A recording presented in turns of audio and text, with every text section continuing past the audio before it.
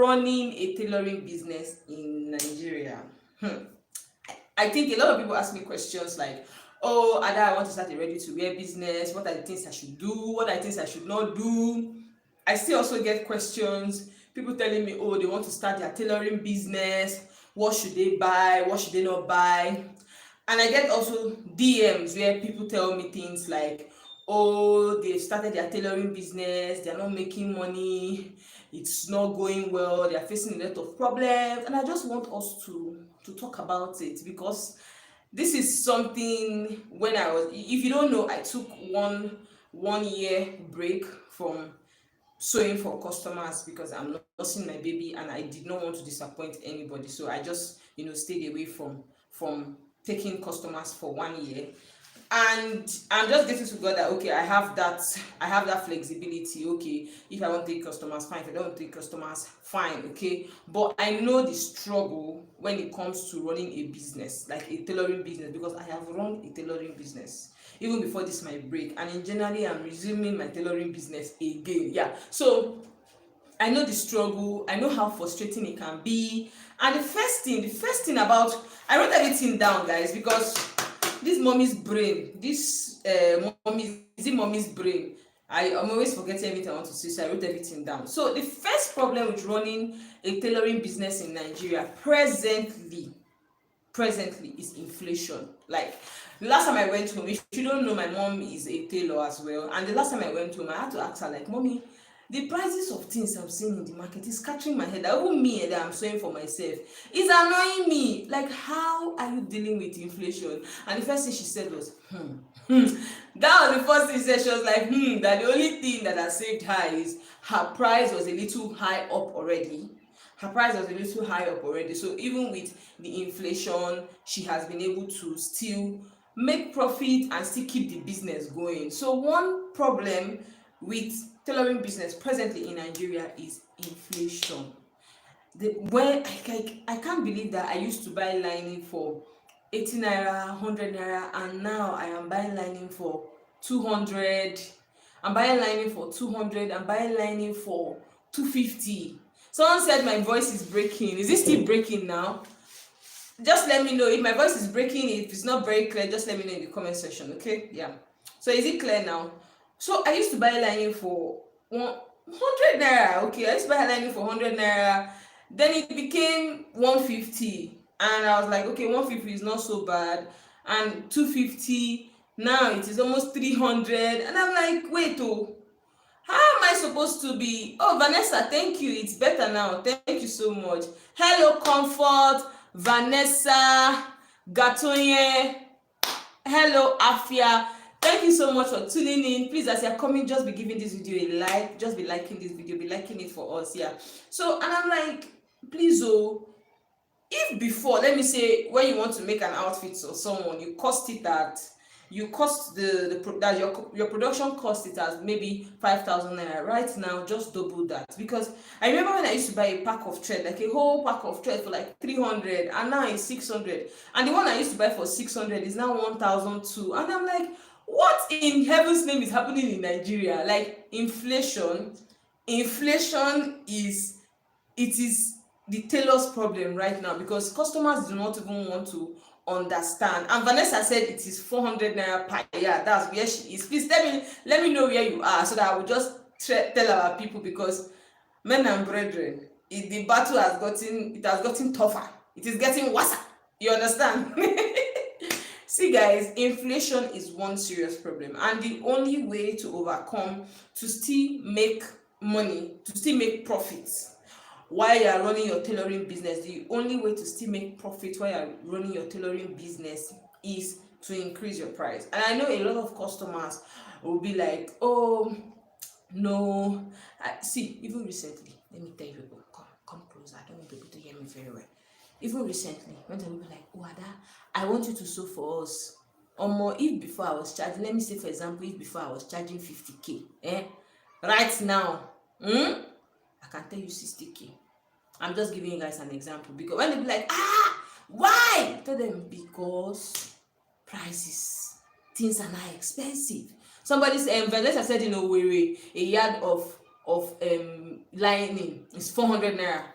So you have to increase your price. That is one way to overcome the inflation problem in Nigeria now. And seriously, I asked my mom, like, okay, mommy, how have you been coping? Prices are increasing. I remember when I wanted to make my birthday outfit, which I ended up changing the style. I just bought doll face. I bought some trimmings, bought lining. Omo, I told them to calculate my bill. They told me 6,500. I'm like, no, let's cap, because I bought something like that, last year when I was pregnant, and I paid everything for like 2,500. The guy calculated and told me 6,500. Oh, hey, I was like, what in God's name is happening here? So inflation, the only way to make more money, the only way to overcome the problem with inflation presently in Nigeria is to increase your prices. Another way to sort that out is to buy from a wholesaler. Sincerely, buying from a retailer, and I know it's a little challenging. It's a little challenging because some of us are just starting out. Some people are just trying to put their legs down. Something I advise you is, if you can't buy maybe a whole bundle, you can go to a wholesaler and buy like 10 years straight. Okay, 10 years, let me say, if they are selling at 400, the wholesaler might sell to you at 380 or 350. Do you understand? So buy in bulk and buy from a wholesaler. That is one way to cut cost when with this inflation, because trust me guys, it is not planning to come down. It is not planning to come down. So hello Amarachi, Yas said, I don't know if it's a he or her, said they are watching from India. Thank you for tuning in. So buy in bulk, buy from a wholesaler, increase your prices. And yeah, the last time I spoke with my mom, she was like, she has increased her prices again.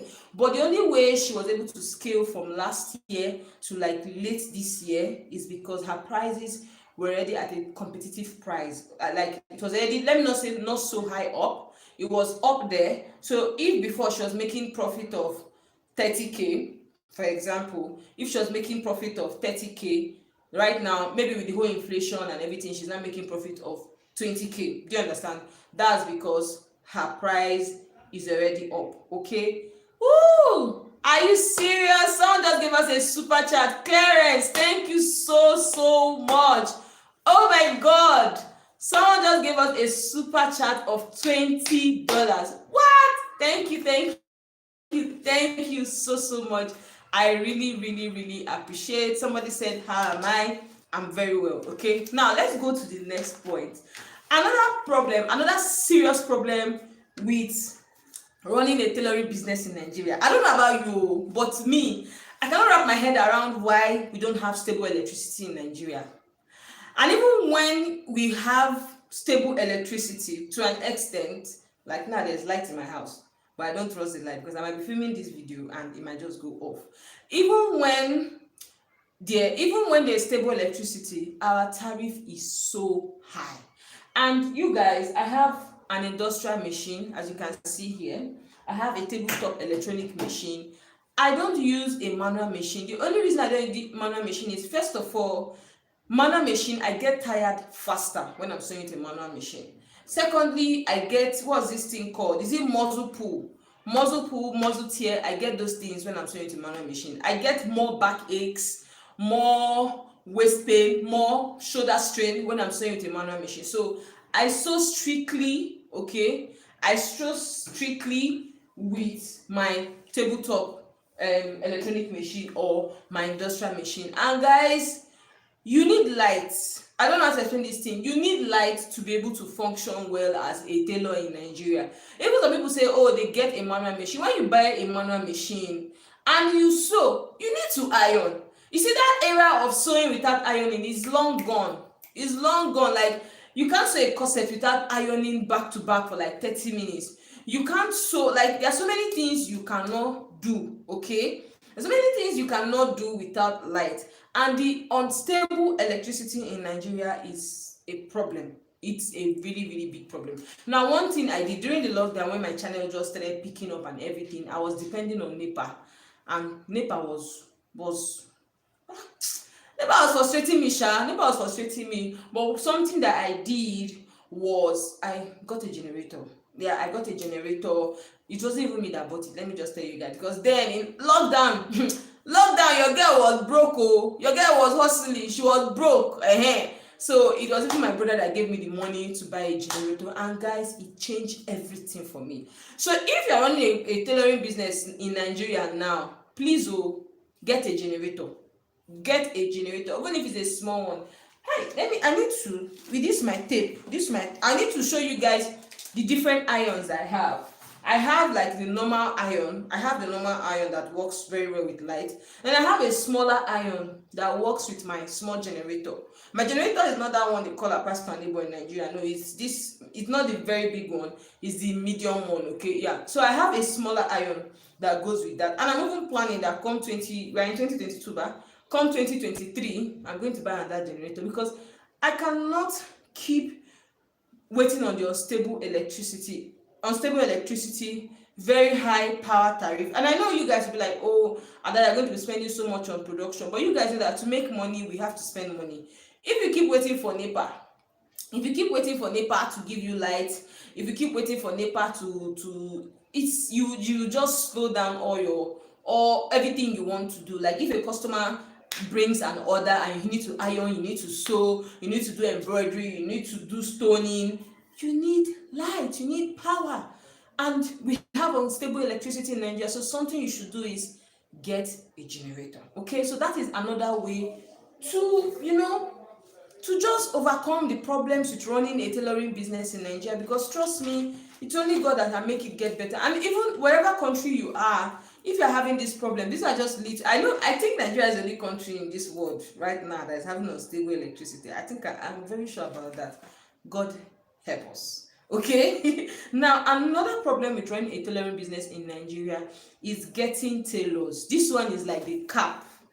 This one is the oga pata pata. Like getting tailors, staffing, apprentice. If you are going into full-time ready-to-wear making, okay, and you want to have tailors at your beck and call, oh, we need to produce 50 pieces, we need to produce 30 pieces. Tailors, skilled tailors, getting tailors is really difficult, because when you get a tailor that can sew very well, you won't easily find them. Okay, and sometimes when you get the ones that can sew very well, after a while with them working with you, they begin to misbehave. Like this one is a known fact. They begin to misbehave. Sometimes they forget about your work, and they start taking customers' clothes. Sometimes they don't even show up. Sometimes they just do, sometimes they don't show up. Sometimes they take customers' clothes. Sometimes they steal from you. They steal your fabric.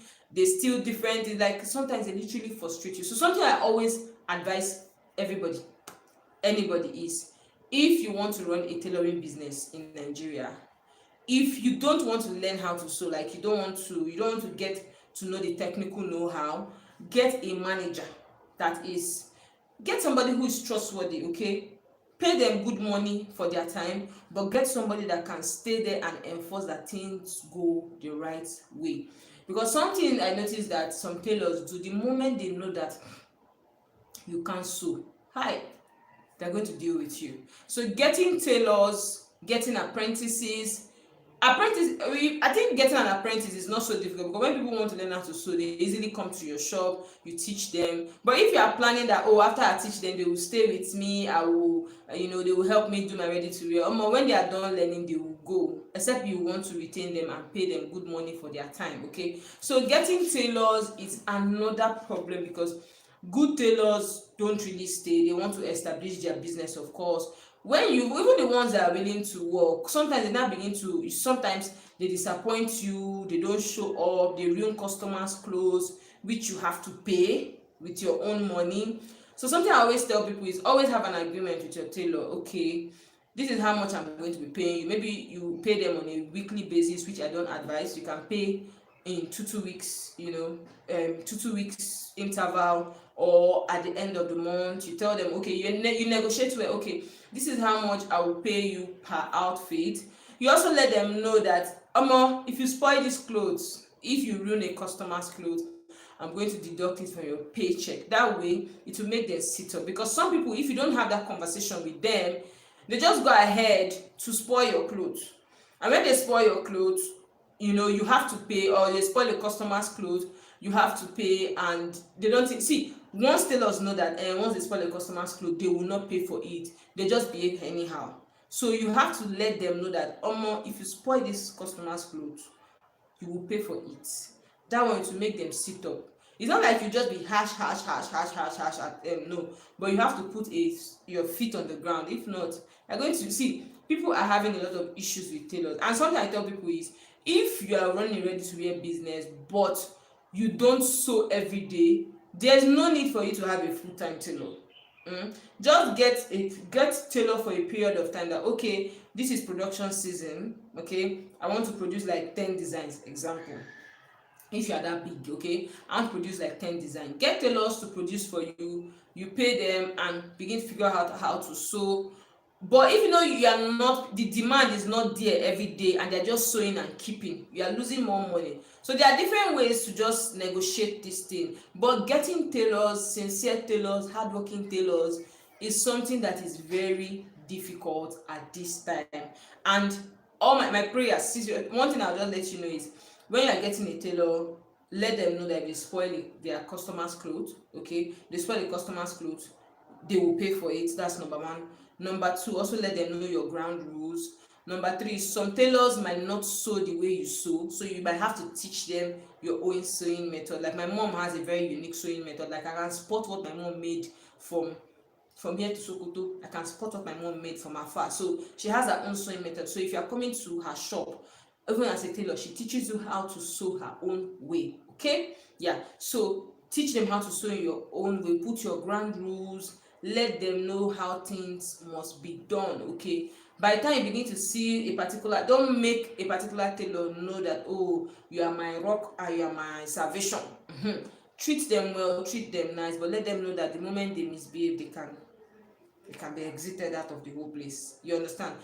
Because of the experiences people have had, you just have to put your foot on the ground and always have a backup tailor. Like, don't have, if you've grown to an extent, always have like 2 tailors, but don't have one at a time, because it won't sit well. Once you know that, oh, they are your only hope, or more, they are going to mess you up. Trust me, I'm speaking from a lot of experiences for people in my DM, even like some of my mom's friends, some of people I've come across that are running tailoring businesses and they have tailors. Is the actual ghetto, guys. So even as much as you're learning how to sew and you plan to get a tailor, learn very well. So even when you get a tailor, you will teach them how to sew your own way. Okay, so apart from inflation, light, tailors, running the business in Nigeria is funny because of an unstable economy.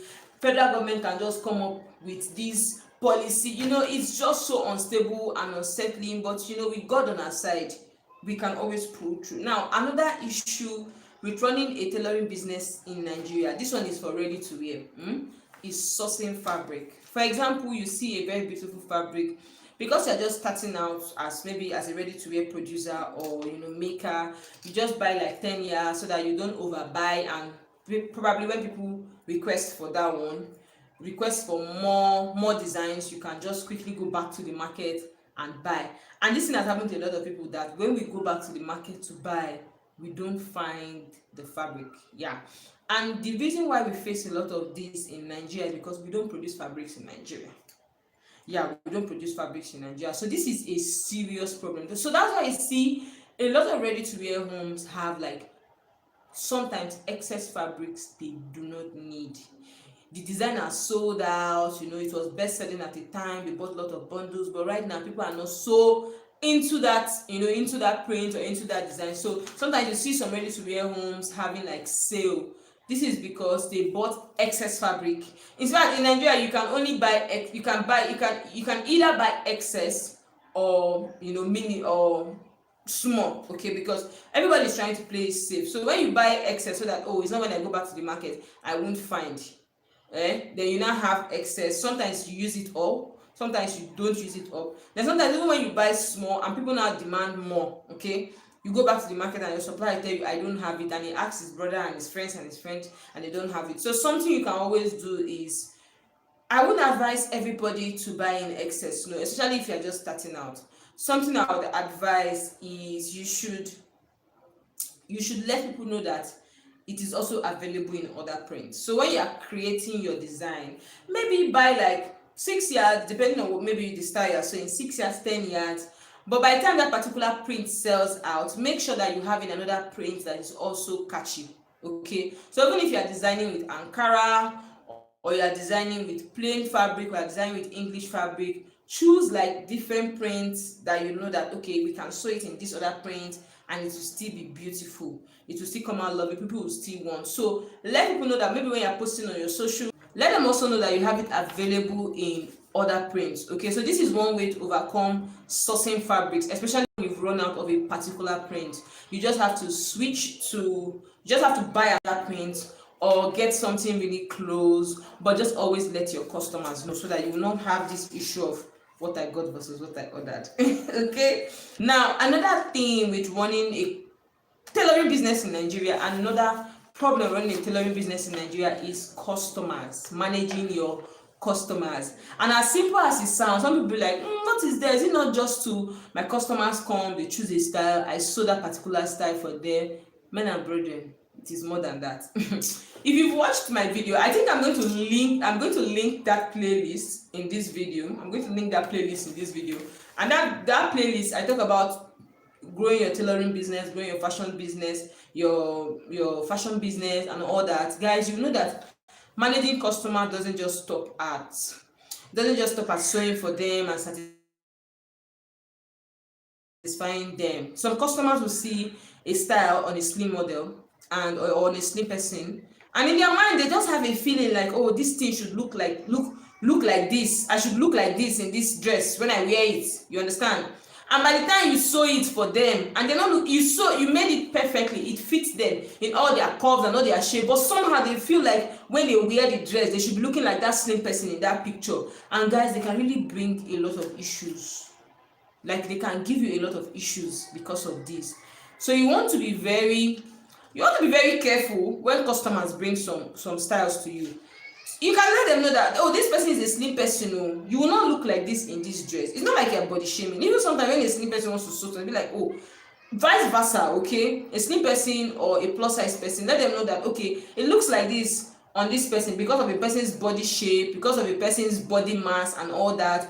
It might look a little different on you because of your body shape, your body mass, and different placements on your body. You understand? Like what my sister will comfortably wear, I would not be able to do that because we have different body shapes. Okay, so sometimes you have to let your customers know that this outfit might not fit you, because customers are quick to blow bad news. They are very quick to blow bad news. They are very quick to tell the whole world that you sold the wrong thing for them. They are very quick to let people know that this is not what I gave her to sew. But it's not that our tailors don't misbehave. Like our tailors, some tailors don't really put in the work. But for the people that put in the work, and customers, because of some miscommunications here and there, there's an issue. And sometimes customers deny a lot of things they say. So if you're going to have a conversation about a style, please let it be on chat.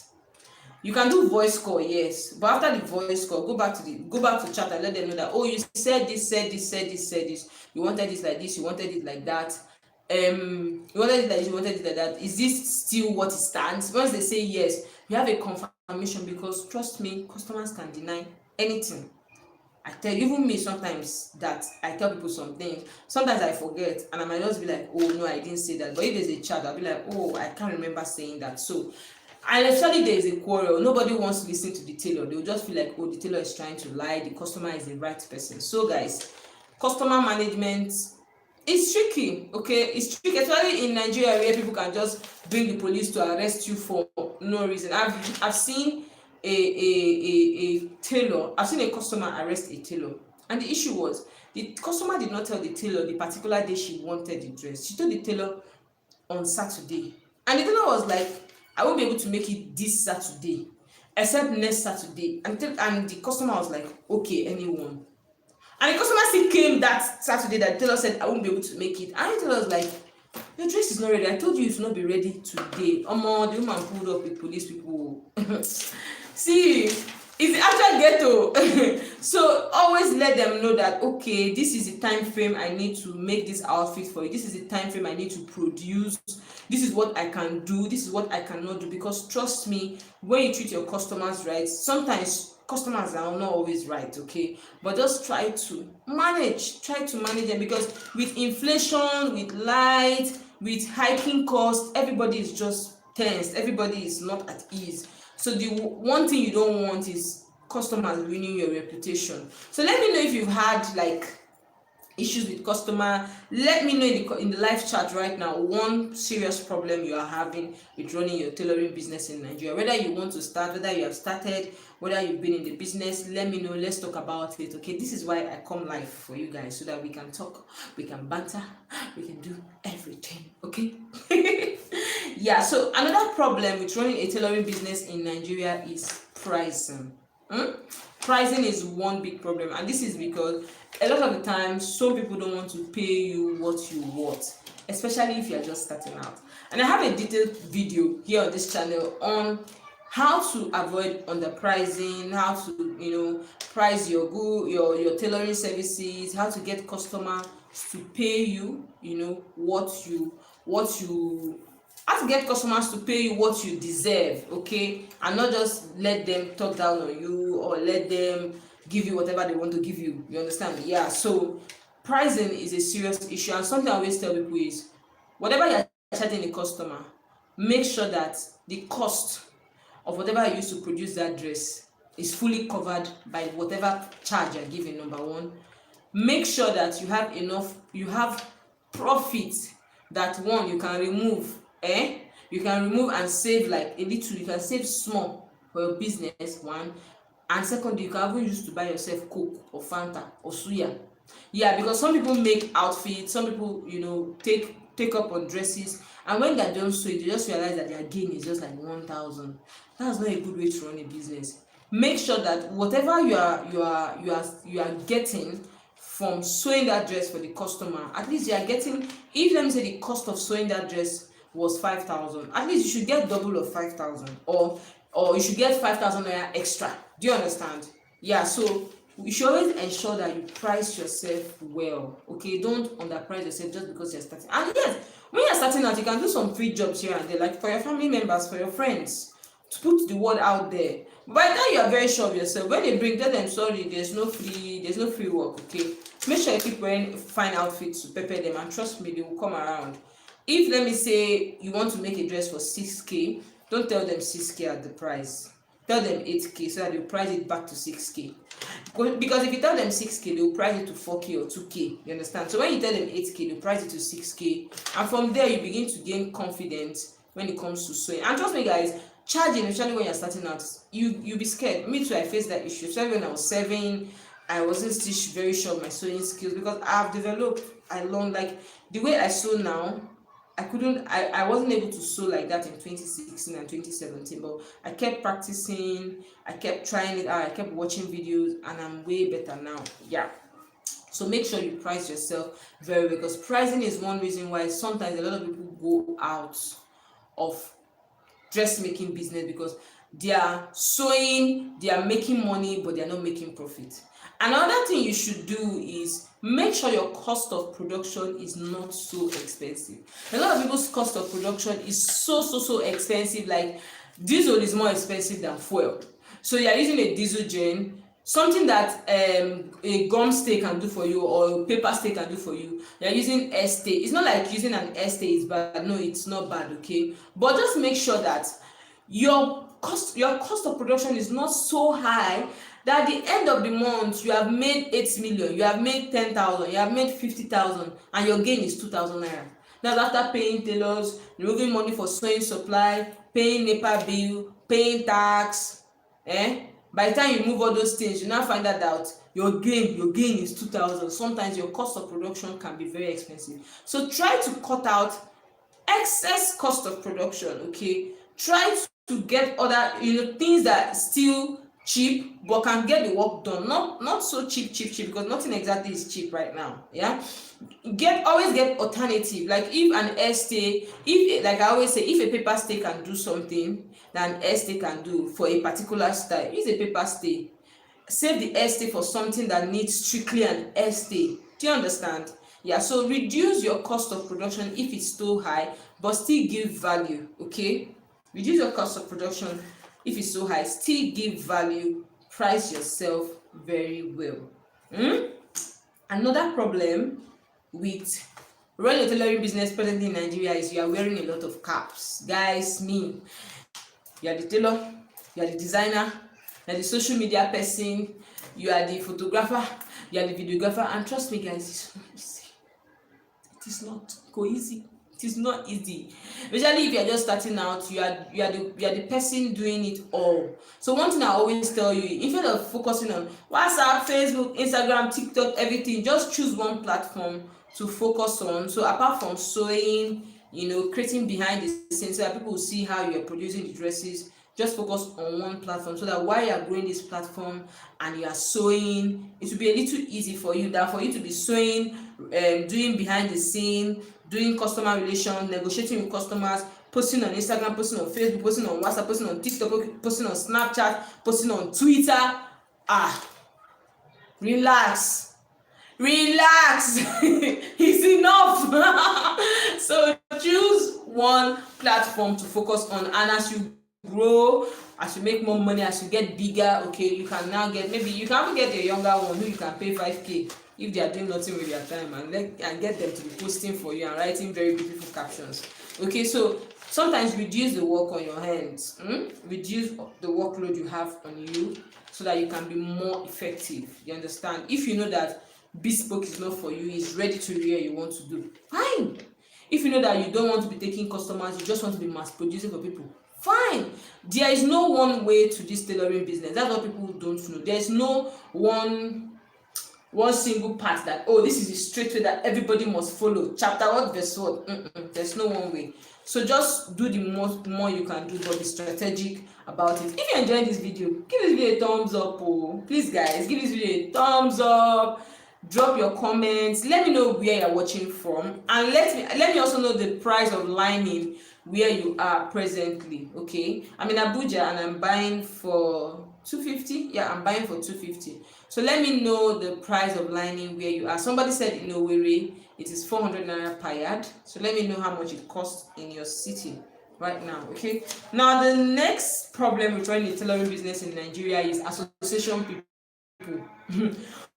All these people that every day they will come to your shop and tell you, must join our association, My mom has been running her tailoring business for about 30 years, or over 30 years now, and she's not in any association.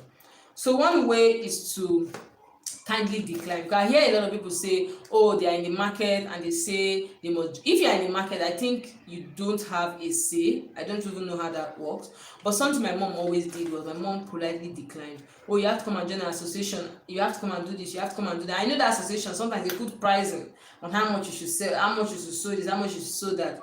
My mom always politely declined, and after a while they just stopped coming. So if you're in Nigeria, you're facing that issue, association of tailors, association of this always disturbing you, especially those association that they will come and say they will lock your shop, politely decline. And when you have to threaten or let them know that, please don't come to my shop again, please do.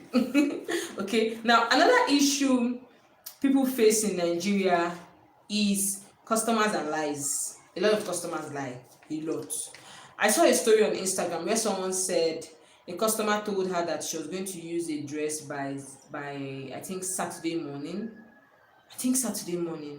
and the delivery person who was supposed to pick up the dress and take it to the customer, I think the delivery person fell sick and there was fuel scarcity, and the tailor begged the customer, okay, please, you're not using this thing on Saturday, please can I bring it very early tomorrow morning, because at that time traffic would have come down, the price for taxi would have reduced, and then the customer was like, no, she's using it this night, she's using it very early tomorrow, blah blah blah. So the customer had no choice than to pay Uber 11,000 naira. That distance was like 3,000 naira or 4,000 naira, but because of traffic, because of fuel scarcity, the tailor had to pay the Uber person 11,000 naira to deliver that dress.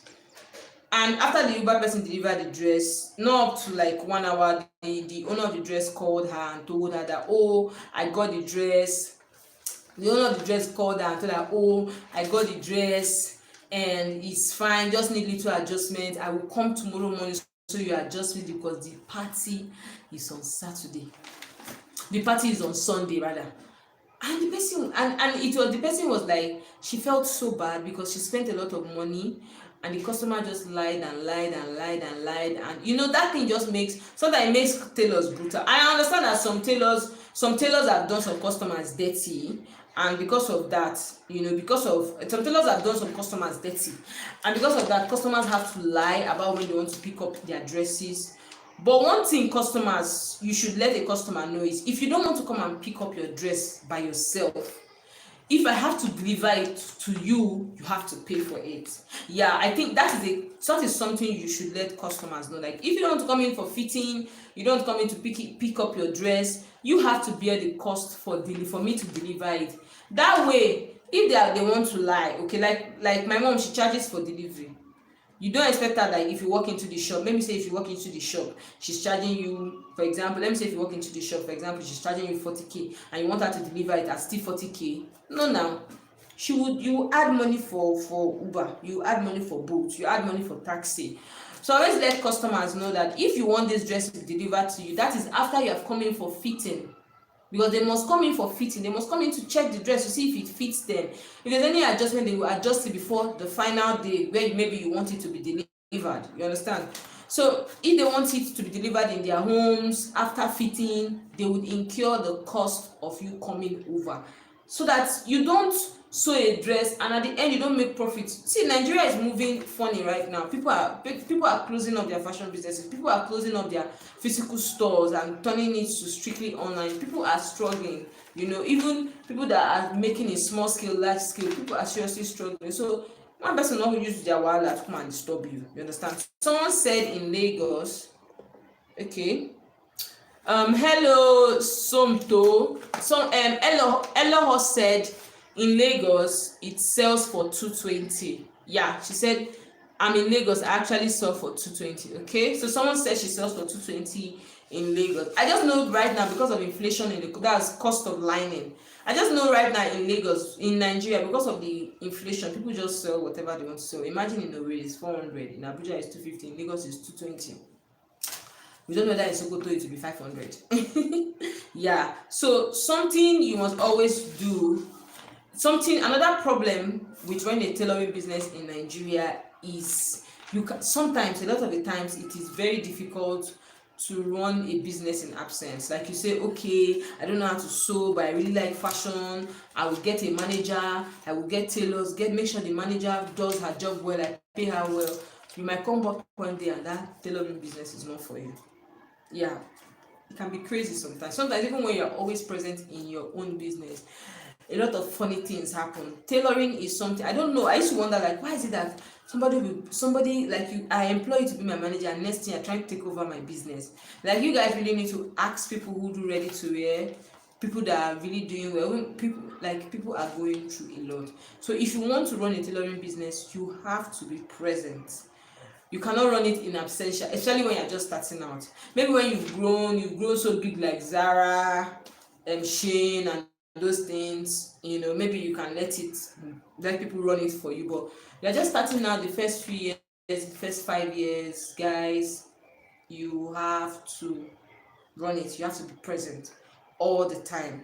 And in addition to this, we are in Africa. People do a lot of black magic. People do a lot of black magic in Africa when they are running a tailoring business. People do a lot of black magic. So you have to be prayerful. You have to be always present. You have to have a good relationship with your tailors. Treat them right. Put your foot down, but treat them right. You know, let them know that this is how things work here. But also treat them right. Vanessa said, is cotton lining that is actually 350, 400 non-pungy. So cotton lining 350, the non-pungy one is 400. Okay, yeah.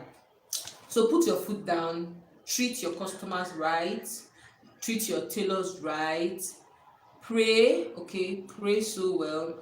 And something you need to know is when you start a tailoring business, you might see some people on Instagram tell you, oh, they just started out and everything is going well. Just know that the first few years of your tailoring business, like the first 1 year or 2 years, it might not really pick up well, but the day it picks up, you will literally be begging God to give you breathing space. Trust me.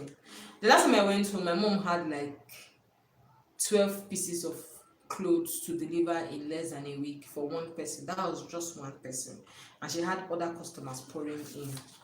I don't know how she did it. So that's to let you guys know that you might not be getting customers for a while. Okay, you might not be getting customers for a while, but the moment you start getting customers, you literally beg God. Okay, so just make sure your sewing is neat, your designs are neat. Deliver to your customers on time. Deliver to your customers on time. Make sure you listen to them. Make sure you do what they want. Keep valid charts so that if you guys have an issue, you can refer to the chat. My mom, there was something that happened that my mom had to refund a customer money for her fabric. It's not like she could not stand and let the customer know that no, this is not what you chose, but sometimes you just lose the battle to win the war. Sometimes you just look like, oh no, quarreling with this person will just drag my name. Nobody wants to hear the backside. Like someone who chose a style and she didn't know that this was how it was going to look on her, and by the time they were done sewing, she was like, oh no, please do something out. Like this style is a style that you can't alter, and my mom literally had to like buy a new fabric and change everything, and she was like, oh, I'm so happy. So sometimes that sacrifices you do for customers, not because they are right, but because you just want to satisfy them, or you just want to prove a point to them, to let them know that you made this mistake, I'm going to take care of it, but that doesn't mean you're right. Sometimes it makes that person come back. Sometimes you avoid problems for your own business. Okay, sometimes you give them fire for fire, not all the time akamakumo, sometimes hot fire. Yeah. Yeah, so guys, these are just issues from my end. I know that a lot of tailors face in Nigeria presently, and these are just my own little ways, my own way that I've been using to cope, because after the long hiatus of not sewing, and I just came back to sewing, and what's going on, everything is expensive.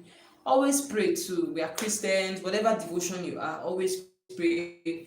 God will continuously lead us. Thank you, Clarence, for the super chat. $20. I really appreciate. Thank you everyone for tuning in. If you want to buy a fairly used sewing machine, guys, I sell fairly used sewing machine, doable fairly used sewing machines. So check out my shop on Instagram or Facebook. It's called Stitchadress shop together. Stitchadress shop. Okay, and if you're just starting out as a tailor and you have issues with getting customers, I have a detailed online course on how to get customers as a new tailor. I'm going to leave the link to that course in the comment section. I'm going to pin the link to the course in the comment section. I'm also going to pin the link to my shop if you want to buy sewing machines in the comment section as well. Thank you so much for tuning in. I'll see you guys tomorrow, because this is Vlogmas and I shoot one video every day. Okay, I'll see you guys tomorrow. Thanks for tuning in. Bye guys. Bye.